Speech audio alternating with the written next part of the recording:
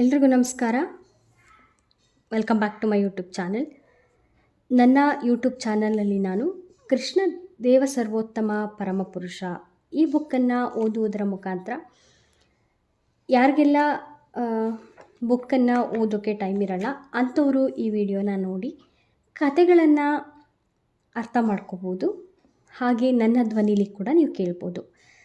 ಕೃಷ್ಣ ದೇವೋತ್ತಮ ಪರಮಪುರುಷ ಈ ಬುಕ್ಕಲ್ಲಿ ನಾವು ಹಲವಾರು ಶೀರ್ಷಿಕೆಗಳನ್ನು ನೋಡ್ಬೋದಾಗತ್ತೆ. ನೀವು ನೋಡ್ತಿರ್ಬೋದು, ಇಲ್ಲಿ ಕೃಷ್ಣನ ಅವತಾರ, ಗರ್ಭದಲ್ಲಿದ್ದ ಕೃಷ್ಣನಿಗೆ ದೇವತೆಗಳ ಪ್ರಾರ್ಥನೆ, ಶ್ರೀಕೃಷ್ಣನ ಜನನ, ಕಂಸನ ಹಿಂಸಾಚಾರ, ನಂದ ಮತ್ತು ವಸುದೇವರ ಸಮಾಗಮ, ಇವೆಲ್ಲವೂ ಕೂಡ ನಾನು ನಿಮ್ಮ ಜೊತೆ ಶೇರ್ ಮಾಡ್ಕೋತೀನಿ. ಹಾಗೆ ನೀವು ಈ ಬುಕ್ಕನ್ನು ಪರ್ಚೇಸ್ ಮಾಡಿ ಕೂಡ ನೋಡ್ಬೋದು. ಎಲ್ಲ ಕಡೆ ಸಿಗತ್ತೆ, ಎಲ್ಲ ಬುಕ್ ಸ್ಟೋರ್ಸ್ಗಳಲ್ಲೂ ಸಿಗತ್ತೆ. ಫ್ರೀ ಇದ್ದವರು ಓದಿ ಕೂಡ ತಿಳ್ಕೊಬೋದು. ಇವತ್ತಿನ ವಿಡಿಯೋದಲ್ಲಿ ನಾನು ಕೃಷ್ಣನ ಅವತಾರವನ್ನು ಓದೋಕ್ಕೆ ತಗೊಂಡಿದ್ದೀನಿ. ನೀವು ಇದೆಲ್ಲವನ್ನು ಕೂಡ ಬುಕ್ ಇದ್ದೋಂಥವ್ರು ಅಥವಾ ಪರ್ಚೇಸ್ ಮಾಡಿ ಓದೋಂಥವ್ರು ಮೊದಲ ಮಾತು ಅವೆಲ್ಲವನ್ನು ಕೂಡ ನೋಡಿಕೊಂಡು ಓದ್ಕೋಬೋದು. ಆದರೆ ನಾನಿಲ್ಲಿ ಕೃಷ್ಣನ ಅವತಾರದಿಂದ ತಗೋತಾ ಇದ್ದೀನಿ.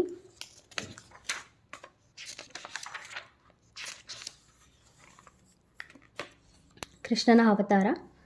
ಒಂದು ಕಾಲದಲ್ಲಿ ಬೇರೆ ಬೇರೆ ರಾಜ್ಯರ ಸೈನ್ಯಗಳು ಭೂಮಿಗೆ ಹೊರೆಯಾದವು. ಈ ಸೈನ್ಯಗಳ ಅಗತ್ಯವಿರಲಿಲ್ಲ. ಈ ರಾಜ್ಯವೆಲ್ಲ ವಾಸ್ತವವಾಗಿ ರಾಕ್ಷಸರೇ, ಆದರೆ ರಾಜನಂತೆ ಕಾಣಿಸಿಕೊಳ್ಳುತ್ತಿದ್ದರು. ಆ ಕಾಲದಲ್ಲಿ ಇಡೀ ಜಗತ್ತಿಗೆ ಚಿಂತೆಯಾಯಿತು. ಈ ರಾಕ್ಷಸರಿಂದಾಗುತ್ತಿದ್ದ ಅನಾಹುತಗಳನ್ನು ಕುರಿತು ಬ್ರಹ್ಮದೇವನಿಗೆ ಹೇಳಲು ಭೂದೇವಿಯು ಅವನ ಬಳಿಗೆ ಹೋದಳು.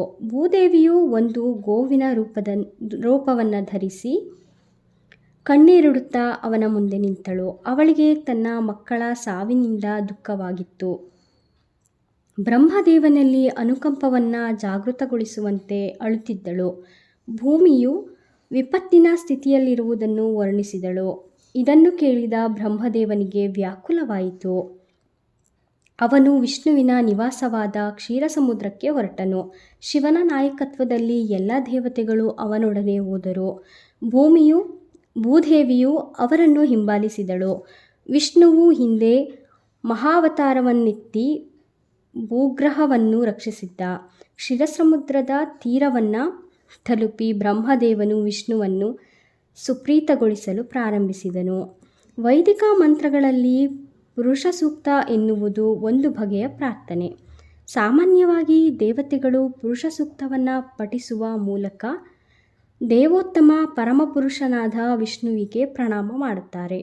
ಪ್ರತಿಯೊಂದು ಗ್ರಹದ ಅಧಿದೇವತೆಯು ತನ್ನ ಗ್ರಹದಲ್ಲಿ ಯಾವುದೇ ರೀತಿಯಲ್ಲಾದರೂ ಪ್ರಕ್ಷುಬ್ಧತೆ ಉಂಟಾದಾಗ ವಿಶ್ವದ ಪರಮ ಪ್ರಭುವಾದ ಬ್ರಹ್ಮದೇವನನ್ನು ಕಾಣಬಹುದು ಎಂದು ಇಲ್ಲಿ ತಿಳಿದುಕೊಳ್ಳಬೇಕು. ಬ್ರಹ್ಮನು ನೇರವಾಗಿ ವಿಷ್ಣುವನ್ನು ಕಾಣುವಂತಿಲ್ಲ, ಆದರೆ ಕ್ಷೀರಸಮುದ್ರದ ತೀರದಲ್ಲಿ ನಿಂತು ಕಾಣಬಹುದು. ಈ ವಿಶ್ವದಲ್ಲಿ ಶ್ವೇತದ್ವೀಪ ಎನ್ನುವ ಗ್ರಹವಿದೆ. ಅದರಲ್ಲಿ ಒಂದು ಕ್ಷೀರಸಾಗರವಿದೆ.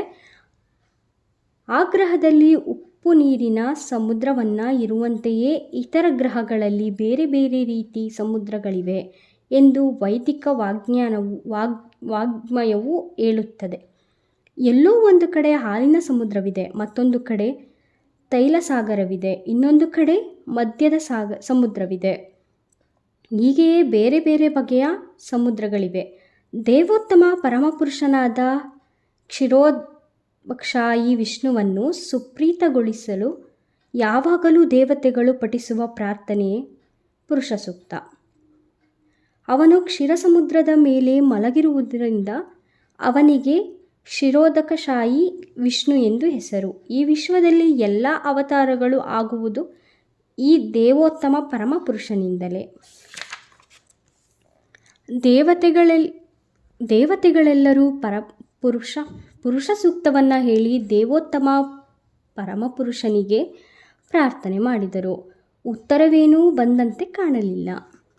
ಬ್ರಹ್ಮದೇವನೇ ಧ್ಯಾನ ಮಾಡಿದನು. ವಿಷ್ಣುವಿನಿಂದ ಬ್ರಹ್ಮನಿಗೆ ಒಂದು ಸಂದೇಶ ಸ್ಫರಿಸಿತು.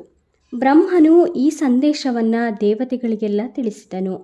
ವೈದಿಕ ಜ್ಞಾನವನ್ನು ಪಡೆಯುವ ಈ ರೀತಿ ತನ್ನ ಹೃದಯದ ಮೂಲಕ ಬ್ರಹ್ಮದೇವೋತ್ತಮ ಪರಮಪುರುಷನಿಂದ ಮೊದಲು ವೈದಿಕ ಜ್ಞಾನವನ್ನು ಪಡೆಯುತ್ತಾನೆ. ಶ್ರೀಮದ್ ಭಗವದ್ಗೀತ ಪ್ರಾರಂಭದಲ್ಲಿ ಹೇಳಿರುವಂತೆ ತಾನೇ ಬ್ರಹ್ಮವೃದ್ಧ ವೇದಗಳ ಅಪೌರುಷೇಯ ಜ್ಞಾನವನ್ನು ಹೃದಯ ಮೂಲಕ ಬ್ರಹ್ಮನಿಗೆ ತಿಳಿಸಲಾಯಿತು. ಇದೇ ರೀತಿಯಲ್ಲಿ ಇಲ್ಲಿಯೂ ವಿಷ್ಣುವು ಕಳುಹಿಸಿದ ಸಂದೇಶವು ಬ್ರಹ್ಮನಿಗೆ ಅರ್ಥವಾಯಿತು. ಅವರು ಕೂಡಲೇ ಕಾರ್ಯತತ್ಪರವಾಗುವಂತೆ ಬ್ರಹ್ಮನು ಅದನ್ನೊಂದು ದೇವತೆಗಳಿಗೆ ತಿಳಿಸಿದ. ವಿಷ್ಣುವಿನ ಸಂದೇಶ ಇದು: ಶೀಘ್ರದಲ್ಲಿಯೇ ಪರಮಪ್ರಭು ತನ್ನ ಪರಮಶಕ್ತಿಗಳೊಡನೆ ಭೂಮಿಯಲ್ಲಿ ಕಾಣಿಸಿಕೊಳ್ಳುವನು. ರಾಕ್ಷಸರನ್ನು ಧ್ವಂಸ ಮಾಡಿ ಭಕ್ತರನ್ನು ಕಾಪಾಡುವ ತನ್ನ ಮಹತ್ ಕಾರ್ಯಕ್ಕಾಗಿ ಆತನು ಭೂಮಿಯಲ್ಲಿ ಇರುವವರೆಗೆ ಆತನಿಗೆ ನೆರವಾಗಲು ದೇವತೆಗಳು ಅಲ್ಲಿಯೇ ಇರಬೇಕು. ಅವರೆಲ್ಲ ಕೂಡಲೇ ಯದುವಂಶದಲ್ಲಿ ಜನ್ಮ ತಾಳಬೇಕು. ಭಗವಂತನು ಸೂಕ್ತ ಕಾಲದಲ್ಲಿ ಅಲ್ಲಿ ಅವತರಿಸುವನು. ದೇವೋತ್ತಮ ಪರಮಪುರುಷನಾದ ಕೃಷ್ಣನೇ ವಸುದೇವನ ಮಗನಾಗಿ ದರ್ಶನವಿತ್ತನು. ಅವನ ಅವತಾರಕ್ಕೆ ಮೊದಲು ಪ್ರಭುವು ತನ್ನ ಮಹತ್ ಕಾರ್ಯವನ್ನು ಸಾಧಿಸಲು ನೆರವಾಗುವುದಕ್ಕಾಗಿ ಇಲ್ಲಿ ದೇವತೆಗಳು ಅವರ ಪತ್ನಿಯರು ಕಾಣಿಸಿಕೊಂಡರು. ಇಲ್ಲಿ ಬಳಸಿರುವ ಶಬ್ದ ತತ್ಪ್ರಿಯಾರ್ಥಂ ಎಂದರೆ ಪ್ರಭುವನ್ನು ಸಂತೋಷಗೊಳಿಸಲು ದೇವತೆಗಳು ಭೂಮಿಯಲ್ಲಿ ಜನ್ಮ ತಾಳಬೇಕು. ಇದನ್ನೇ ಬೇರೆ ಮಾತುಗಳಲ್ಲಿ ಹೇಳುವುದಾದರೆ ಭಗವಂತನ ತೃಪ್ತಿಗಾಗಿಯೇ ಬದುಕು ಯಾವುದೇ ಜೀವಿಯೂ ದೇವತೆಯೇ. ತನ್ನ ಲಕ್ಷಾಂತರ ಹಡೆಗಳನ್ನು ಚಾಚಿ ವಿಶ್ವದ ಗ್ರಹಗಳಿಗೆ ಆಧಾರನಾಗಿರುವ ಮತ್ತು ಶ್ರೀಕೃಷ್ಣನ ಪೂರ್ಣಾಂಶನಾದ ಅನಂತನು ಭಗವಂತನ ಅವತಾರಕ್ಕೆ ಮೊದಲು ಭೂಮಿಯಲ್ಲಿ ಕಾಣಿಸಿಕೊಳ್ಳುವುದನ್ನು ದೇವತೆಗಳಿಗೆ ತಿಳಿಸಲಾಯಿತು. ಬದ್ಧ ಆತ್ಮಗಳನ್ನೆಲ್ಲ ಆಕರ್ಷಿಸುವ ಭಗವಂತನ ಬಹಿರಂಗ ಶಕ್ತಿಯಾದ ಮಾಯೆಯು ಪರಮಪ್ರಭುವಿನ ಉದ್ದೇಶ ಸಾಧನೆಗಾಗಿ ಕಾಣಿಸಿಕೊಳ್ಳುವುದಾಗಿಯೂ ದೇವತೆಗಳಿಗೆ ತಿಳಿಸಲಾಯಿತು. ದೇವತೆಗಳಿಗೆ ಕರ್ತವ್ಯವನ್ನು ತಿಳಿಸಿ ಅವರನ್ನು ಭೂದೇವಿಯನ್ನು ಸಾಂತ್ವನಗೊಳಿಸಿ ಎಲ್ಲ ಪ್ರಜಾಪತಿಗಳ ಜನನಾಯಕನಾದ ಬ್ರಹ್ಮನು ಬ್ರಹ್ಮಲೋಕ ಎಂಬ ಹೆಸರಿನ ತನ್ನ ಲೋಕಕ್ಕೆ ಹೋದನು. ಎಲ್ಲ ಬೌದ್ಧಿಕ ಗ್ರಂಥಗಳಲ್ಲಿ ಅದೇ ಅತ್ಯುತ್ತಮವಾದದ್ದು. ಯದುವಂಶದ ನಾಯಕ ಶೂರಸೇನ ಎಂಬುವ ರಾಜನು ಮಧುರಾ ಜಿಲ್ಲೆಯನ್ನು ಶೂರಸೇನ ಜಿಲ್ಲೆಯನ್ನು ಆಳುತ್ತಿದ್ದನು. ಅರಸ ಶೂರಸೇನನ ಆಳ್ವಿಕೆಯಿಂದಾಗಿ ಮಧುರೆಯು ಯಾದವ ಕುಲದ ಎಲ್ಲ ಅರಸರ ರಾಜಧಾನಿಯಾಗಿತ್ತು. ಏಕೆಂದರೆ ಯಾದವರು ದೈವಭಕ್ತರ ವಂಶ. ದ್ವಾರಕೆಯಲ್ಲಿ ಸಿದ್ಧರಾಗಿ ನೆಲೆಸುವಂತೆಯೇ ಶ್ರೀಕೃಷ್ಣ ಪ್ರಭುವು ಶಾಶ್ವತವಾಗಿ ನೆಲೆಸುವ ಸ್ಥಳ ಮಥುರಾ ಎಂದು ಅವರಿಗೆ ತಿಳಿಯಿತು.